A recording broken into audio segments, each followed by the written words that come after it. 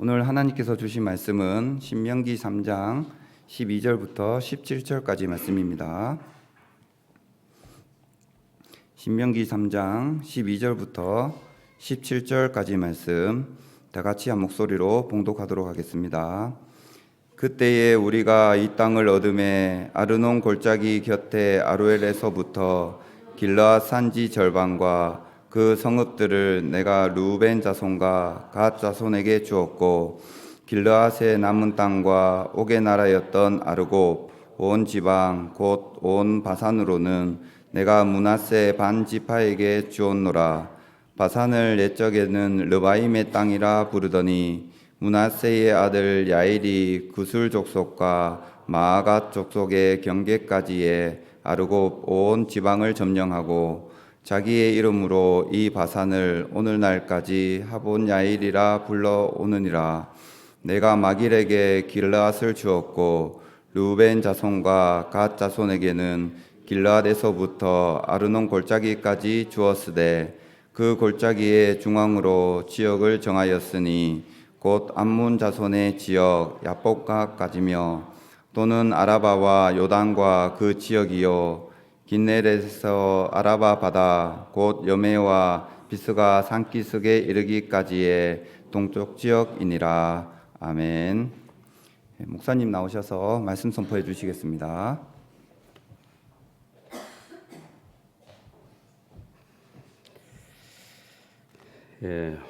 오늘 성경 본문을 읽긴 읽었는데 무슨 말인지 참 알기가 어렵습니다. 역시 이스라엘 백성들이 종 신분으로 살았던 애굽을 떠나서 하나님이 조상들에게부터 주시겠다고 약속하신 땅 가나안 땅을 향하여 가는데 먼저는 홍해 바다를 건너서 광야 생활을 하게 됩니다. 그래서 이 광야 생활이라고 하는 것은 사막 지역이고 그리고 불뱀이 있고 정갈이 있고 가시등불이 있는 그런 곳이고 매우 건조하고 뜨거운 그런 사막 지역으로서 광야입니다. 그 광야의 지역들을 옮겨갈 때 오아시스를 만나기도 하고 또는 순간순간 물샘을 만나게 되어서 또 반석에서 흐르는 물을 마시기도 하고 이렇게 하면서 그 갈증을 해소해 가면서 광야길을 행하게 됩니다. 이 이스라엘 백성들이 60만 명, 장정 60만 명, 남자 숫자만 포함되겠죠. 60만 명이 출애굽했는데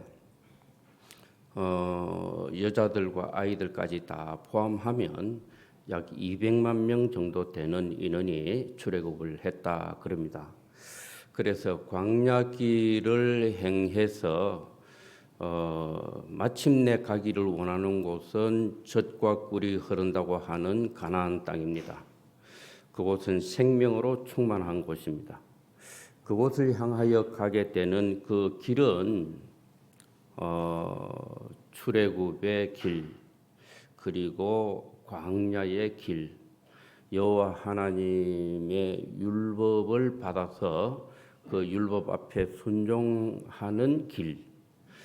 자, 그 여정의 길을 저도 그 이집트에서 출발해서 광야 길을 가봤던 적이 있습니다. 이런 집차를 타고 다녀보기도 하고 또 걸어서 이동해 보기도 했는데 사실 거기에 이동해 다닌다고 하는 그것 자체도 엄청난 고역입니다. 그런데 200만 명 정도 되는 인원 그리고 끌고 가는 염소도 있고 양도 있고 소도 있었겠죠.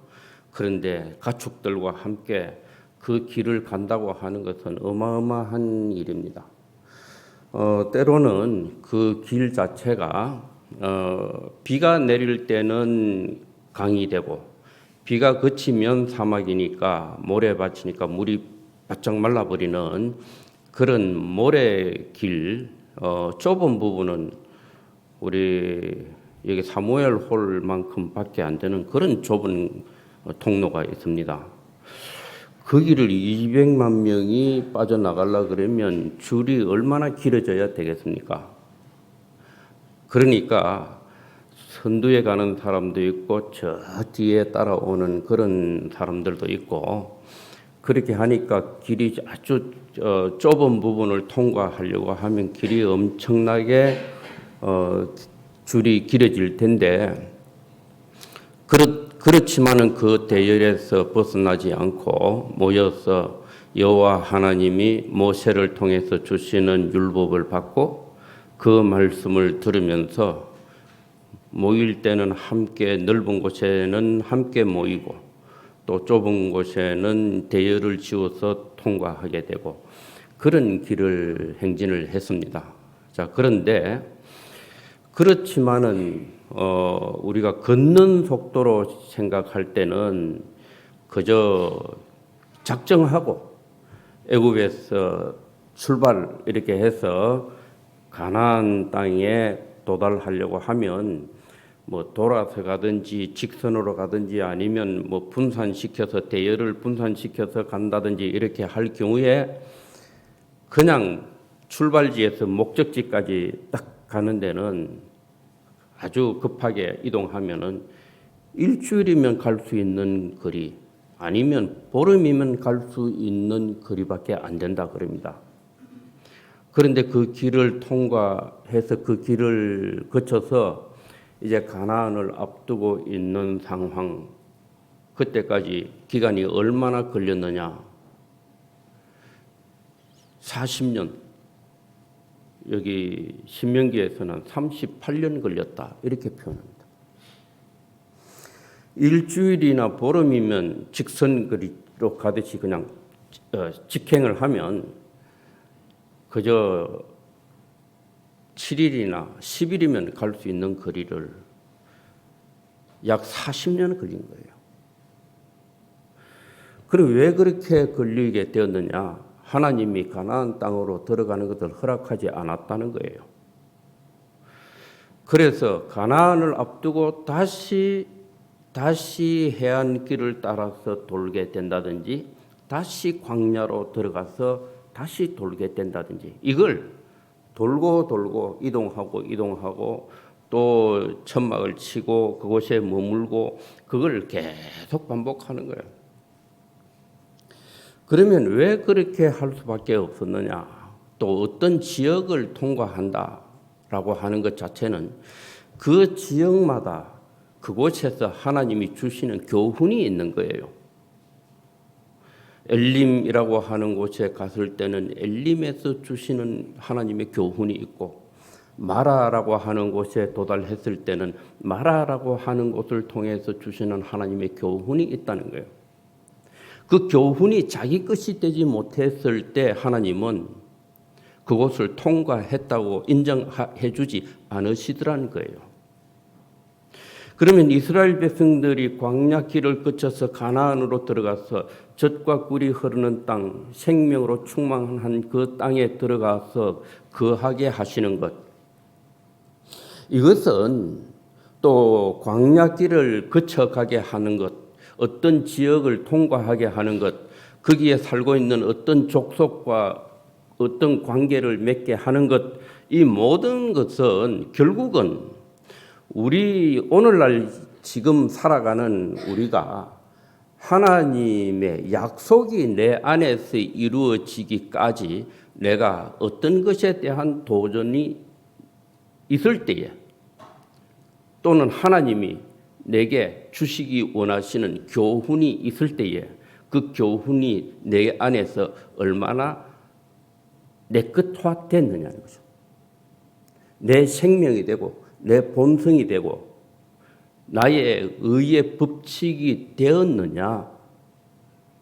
그게 되지 못했으면 그것을 통과했다 하더라도 다시 돌아가는 거예요. 다시 돌아가는 거예요.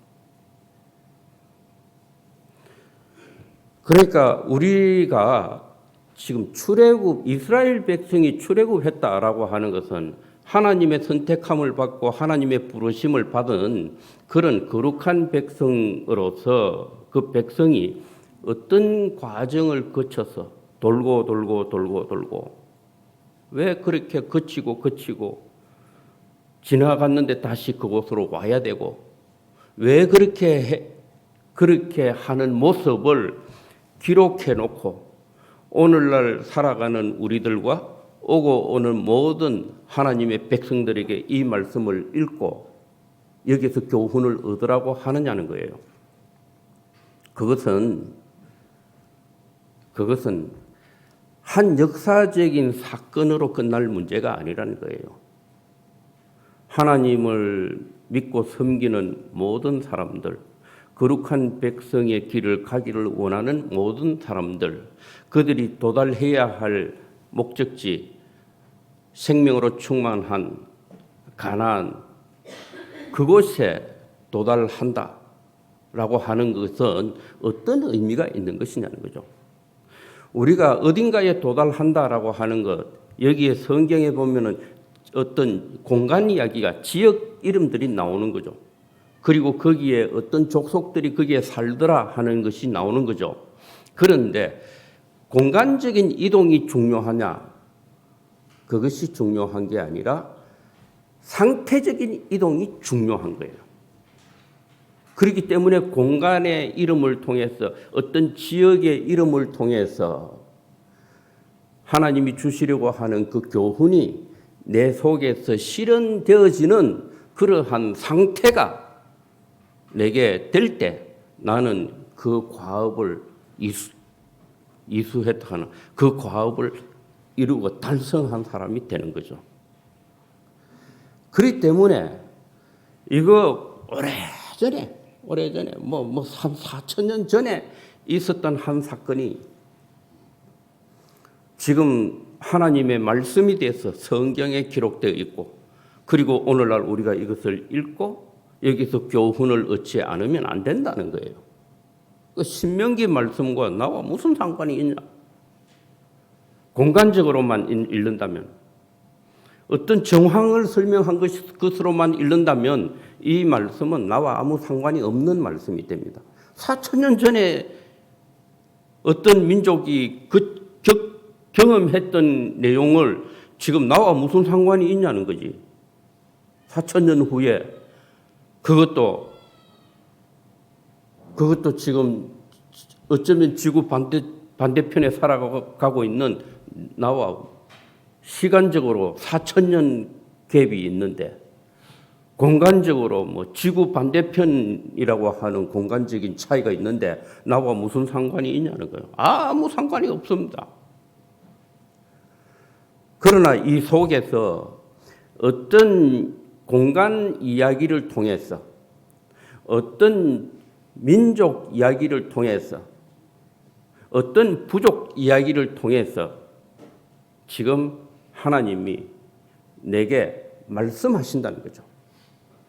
내 속 심령이 어떤 상태가 되어야 할 것이냐. 이 상태라고 하는 것은 하나님의 의로움의 법칙이 내 속에서 나의 본성이 되어야 하는 과정이 남아있기 때문에 이 말씀을 우리에게 주시는 것이다 하는 겁니다. 우리가 그렇게 성경을 읽지 않으면 성경을 읽을 때 그저 육하 원칙에 의해서 성경을 읽어서 객관적인 사실이 무엇인가 이걸 찾는 성경을 읽는 것은 그건 죽은 성경을 읽는 거예요. 너와 무슨 상관이 있냐는 거예요. 그렇게 읽어서 그 성경이 너를 살리겠냐? 네 생명이 되지 않은 것은 네 것 아니다 말이죠. 어떤 이론이든지 어떤 교리든지 어떤 원리가 됐든지 그것이 네 안에서 너와 어떻게 하나가 됐느냐. 그것이 너의 본성이 되느냐. 너의 아이덴티티를 찾아가는데 그것이 일치되느냐. 너의 아이덴티티와 그것이 하나가 되느냐. 그렇게 성경을 그 방향으로 성경을 읽지 않으면 성경은 하나님의 말씀이 되지 못합니다. 그냥 우리는 성경은 하나님의 말씀이다 이렇게 이론으로 배우고 있다는 거예요. 하나님의 성경은 역사책이 그냥 될 수 있습니다. 그런데 그 역사가 기록된 것이죠. 그런데 이것이 나와 어떻게 매칭이 되느냐. 그 접점을 찾지 못하면 성경은 나와 아무 상관이 없어요. 그러므로 성경을 읽는 것보다는 성경을 어떤 관점으로 볼 것이냐라고 하는 관점이 더 중요한 거예요. 참 이거 대단한, 이 정도면 뭐 박수가 나와야 됩니다. 이거 이거 진지한 이야기입니다. 심각한 이야기예요. 왜냐하면은 관점 이야기하는 사람들이 없습니다. 그냥 뭐 옛날에 이런 일이 있었던 거 믿어야 돼? 이거 사실이라고. 일이 끝나는 거예요. 그거 어쩌자고.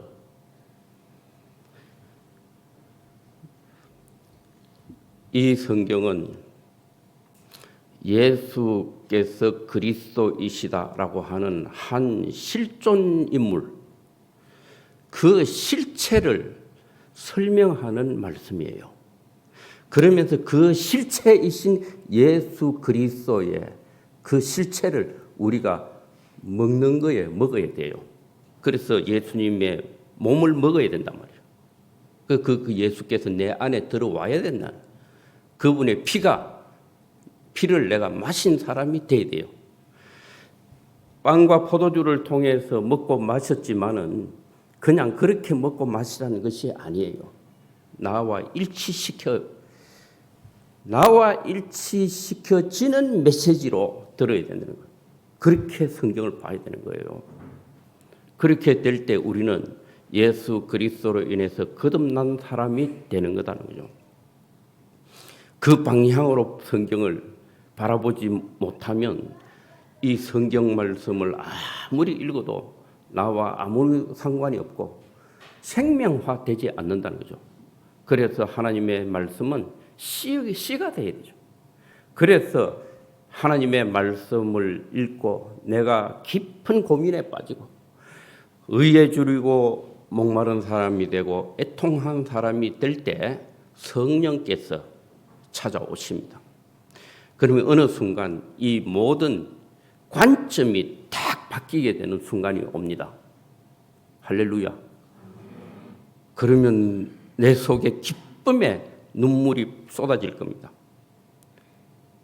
그리고 내 속에 내 인생의 모든 이유를 알 수 없는 붙잡혀 있는 그 모든 것이 한순간에 다 풀려나는 그러한 경험을 하게 될 것입니다. 믿습니까? 예, 이제 뭐 믿자고 해가지고 믿는 게 아니라 이미 그러한 경험을 하신 분들도 여기 많이 계실 줄로 압니다. 우리는 그 방향이 분명해야 됩니다. 자, 그런데 이제 오늘 이제 읽은 본문 말씀은 뭐 더 기억이 안 납니다. 저도 기억이 안 나요. 자, 그러면 저는 뭐 지난 주간에 문자를 이렇게 받았는데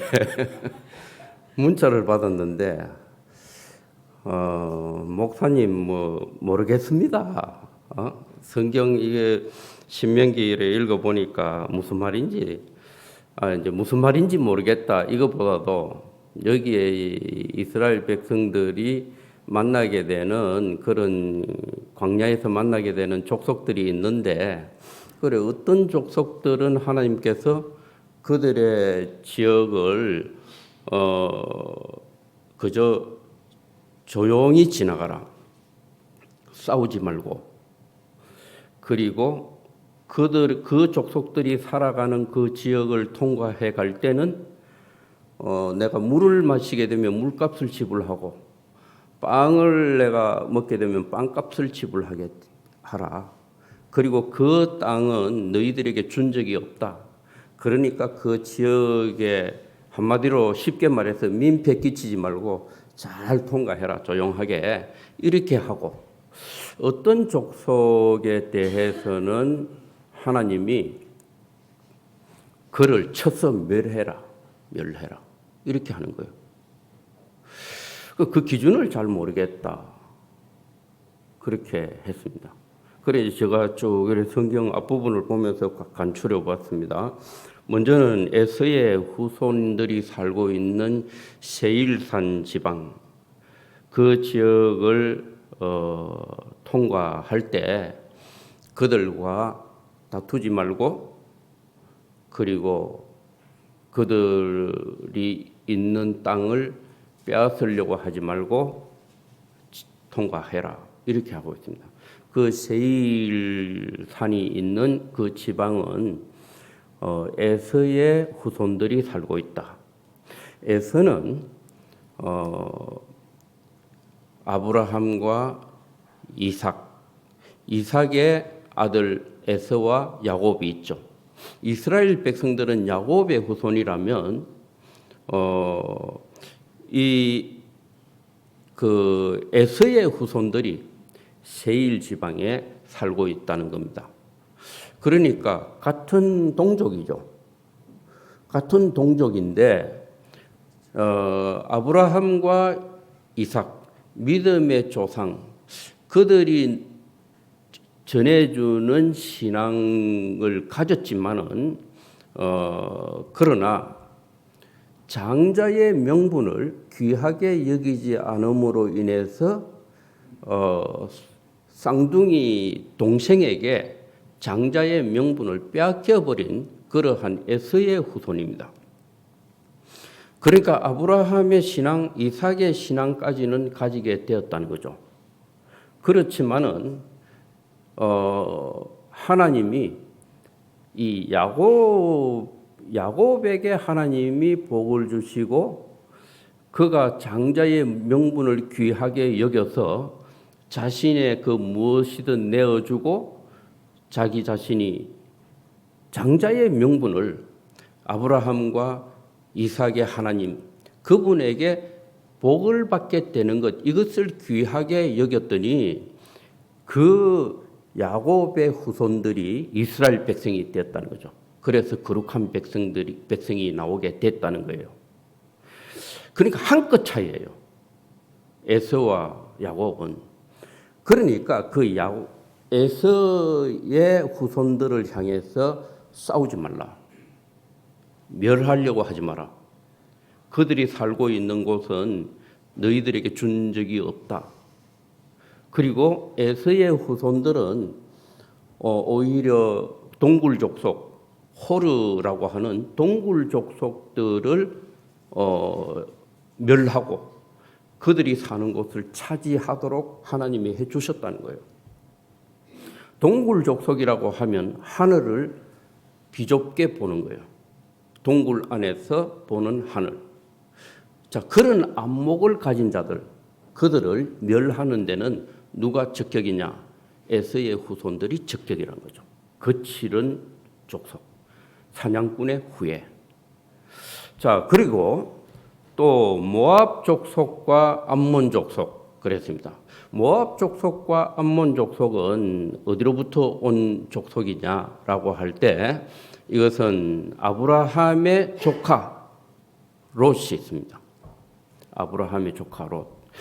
이 조카 롯이 소돔과 고모라에 살았는데 그곳에 죄악이 관영함으로 인해서 하나님이 천사를 보내서 멸하게 될 때에 그때에 아브라함의 간구를 들으시고 그 조카 롯의 가족들은 그 소돔 고모라에서 탈출할 수 있는 기회를 줬었죠. 그런데 달아나라 유황비가 하늘에서 쏟아질 때에 달아나는 거예요. 아브라함의 조카 롯의 가족들만. 달아나면서 뒤돌아보면 안 된다 이렇게 했는데 조카 롯의 아내가 어떻게 했다? 뒤로 탁 돌아본 거예요. 뭐 때문에 돌아봤는지 모르겠어. 안에 뭐가 거기에 뭐가 있어서 돌아봤는지. 그런데 돌아보는 순간이 뭐가 됐다? 소금 기둥이 됐다. 그랬습니다. 그래서 죽었다는 거죠. 없어졌다는 거죠. 그러면 조카 롯과 두 딸이 있었다는 거죠.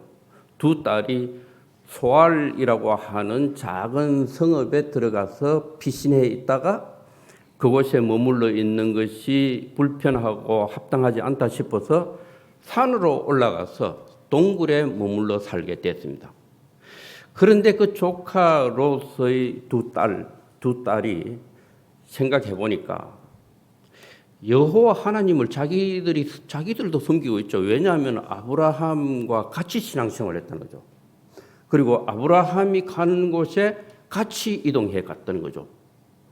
그러니까 아브라함과 같은 신앙을 가진 그런 조카예요. 그 신앙을 가지고 있는 두 딸이에요. 그 두 딸이 생각해 보니까 야, 세상이 다 망했어. 소돔과 고모라가 다 유황불에 다 멸망받았어. 그리고 자기들이 아는 모든 사람 중에 여호와 하나님을 섬기는 사람은 아무도 없어. 이제 아무도 없어. 지금 우리 엄마도 소금 기둥이 돼서 사라졌고 이제 여호와 하나님을 섬기는 사람은 우리 아빠 롯뿐인데, 그런데 이제 여호와 하나님을 섬길 민족이 나오겠냐? 없다는 거죠. 그러니까 여호와 하나님을 섬길 자가 필요하겠다 이래 싶어서 롯의 두 딸이 아버지의 씨를 훔치자. 그래서 아버지에게 독한 포도주를 실컷 마시게 해가지고 완전히 정신을 잃게 해서, 그래서 아버지에게서 씨를 훔치자 이렇게 해가지고 씨를 훔치게 된 거죠.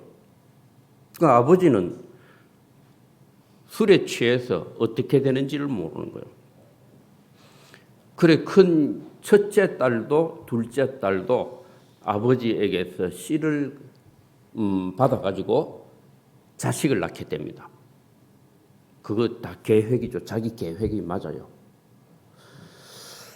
자, 그래서 민족을 이루게 됐는데 첫째 딸에게서 모압 족속이 나오게 되고 둘째 딸에게서 암몬 족속이라고 하는 민족이 나오게 됩니다. 지금 그 지역이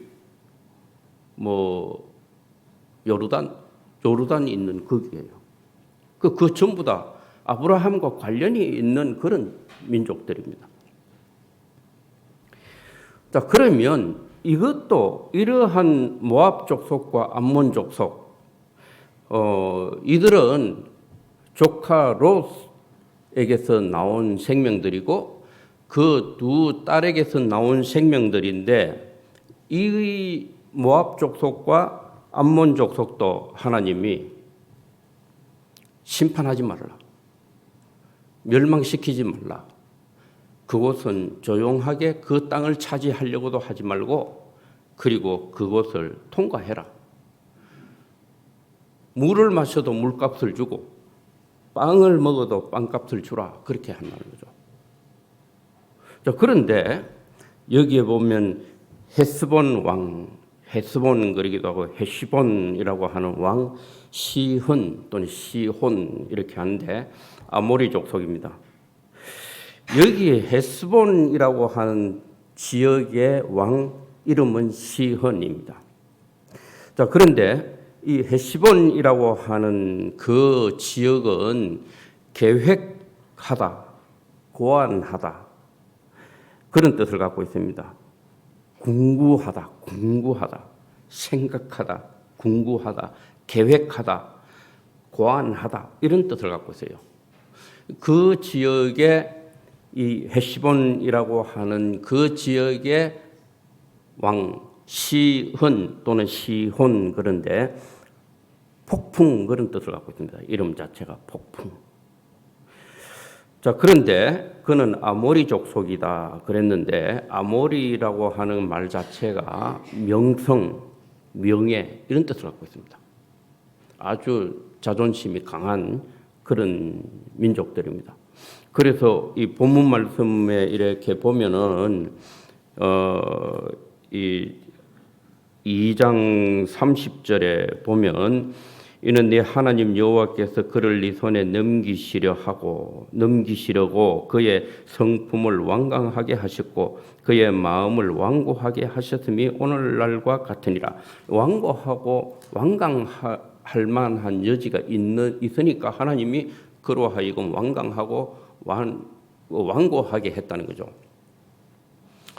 자, 그러니까 아모리 족속인데 아모리 족속으로서 시혼은 그러니까 자기 계획, 자기의 어떤 고안하다, 궁구하다라고 하는 뜻을 가진 지역의 왕 시혼, 폭풍과 같은 존재. 그리고 성품이 완고하고 완강하게 되는 그러한 존재입니다. 여기에 대해서는 하나님이 그를 멸절시키라, 멸망시키겠다는 거죠.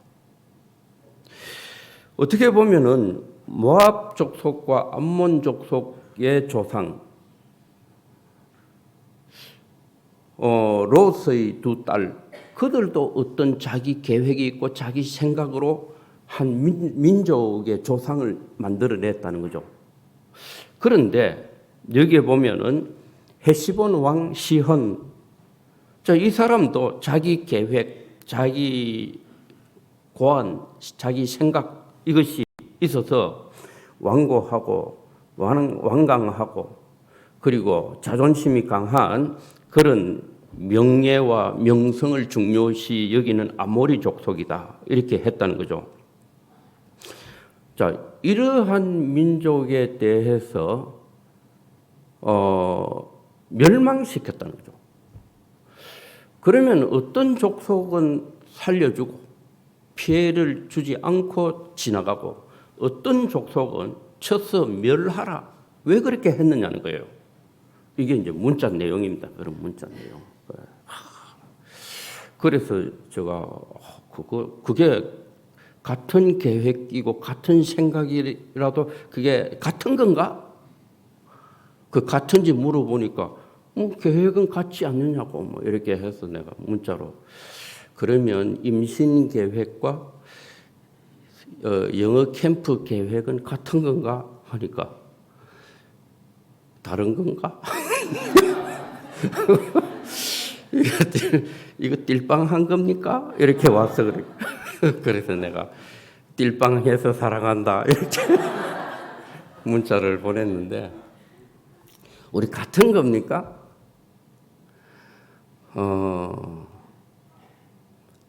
이게 계획하다. 자기가 계획하고 자기가 고안해내고 어쩌면 그것까지는 같아요. 플랜을 가졌다는 거죠. 자기 플랜을 가졌다는 거죠. 그러나 하나는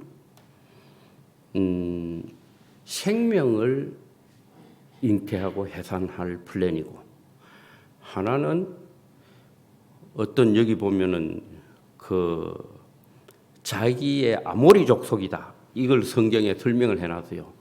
자기의 명성과 자기의 명예. 우리가 이제 신앙에 있어서 공명심이라고 하는 것이 공동체 신앙생활에서 굉장한 걸림돌이 된다 그러죠. 그것과 관련이 있는 거예요. 괜한 공명심. 그러면 성품이 완고해지고 완강해지는 영역이 분명히 나타납니다. 아모리 족속이에요. 그러니까 플랜은 같은 플랜인데 방향이 다른 플랜이에요. 자, 그 다음에 우리가 이제 임신 플랜이 있고 여름 영어 캠프 플랜이 있다는 거죠. 하나는 생명과 관련된 플랜이고 하나는 어떤 프로그램에 대한 플랜이에요. 생명과 관련된 플랜은 내 영역이 있고 하나님의 영역이 있습니다.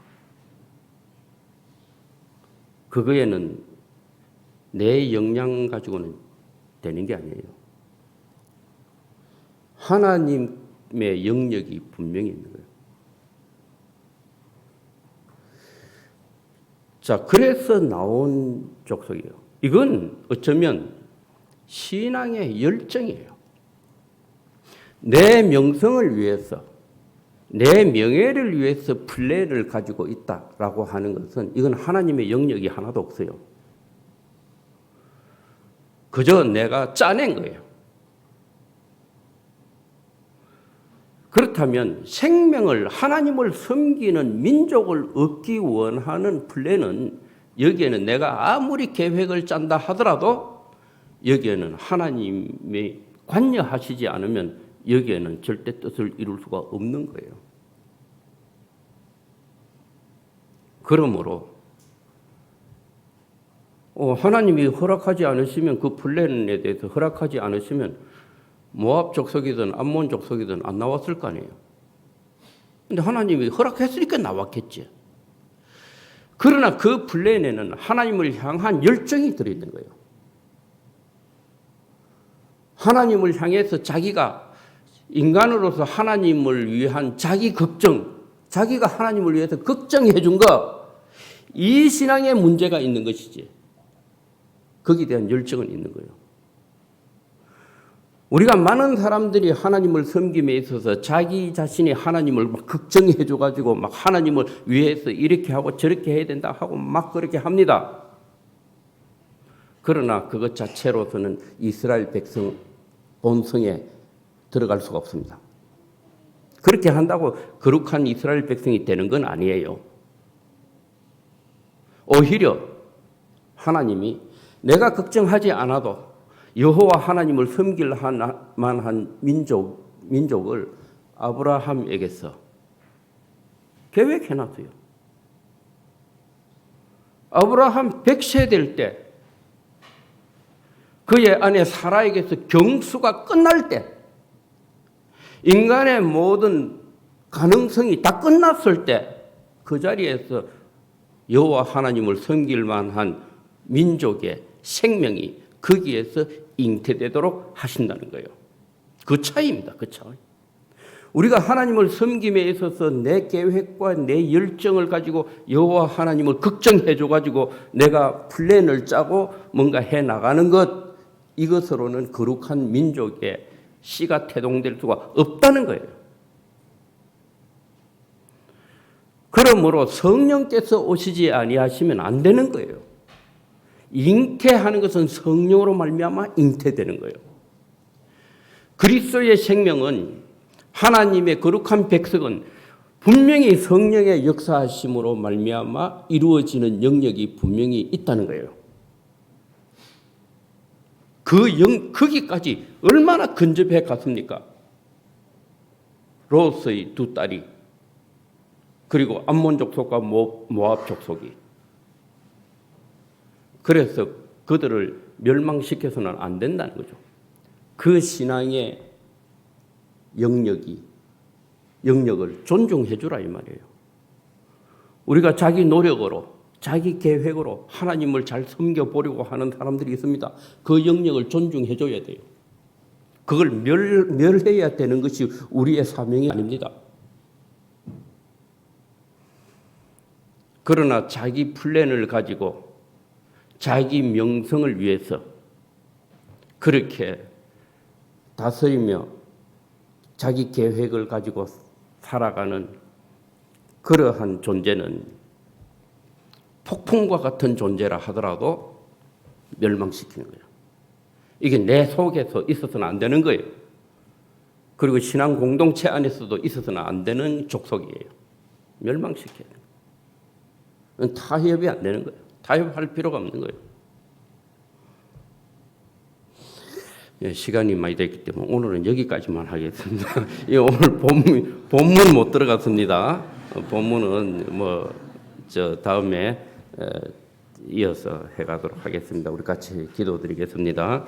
주 하나님 은혜를 감사합니다. 오늘도 신명기 말씀을 통해서 우리에게 깊이 묵상할 기회를 허락하시고 하나님의 의가 어디에 있느냐 우리가 생각해 갈 수 있는 귀한 시간 주셔서 감사합니다. 우리가 하나님 앞에서 겸손히 우리에게 주어지는 말씀을 묵상하며 경건한 마음을 가지고 주님 앞에 나아갈 때에 우리에게 베풀어 주시겠다고 약속하신 그 모든 복을 누리기에 부족함이 없는 저희 모두가 되게 하여 주옵소서. 예수님의 이름으로 기도드립니다.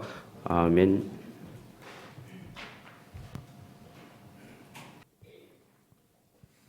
찬송가 354장 찬양 드리겠습니다.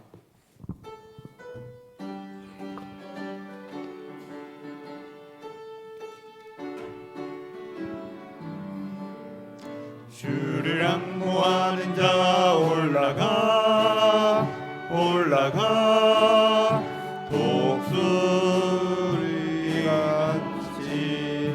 모든 싸움 이기고 근심 걱정 벗으는 올라가 올라가 독수리같이 주 앙모하는 자 주 앙모하는 자 주 앙모하는 자 늘 강건하리라. 주를 앙모하는 자 걸어가 걸어가 고단치 않네. 길을 잃은 양떼를 두루 찾아다니며 걸어가 걸어가 고단치 않네. 주 앙모하는 자 주 앙모하는 자 주 앙모하는 자 늘 강건하리라. 주를 앙모하는 자 달려가 달려가 피곤치 않네. 천상문을 향하여 면류관을 얻도록 달려가 달려가 피곤치 않네.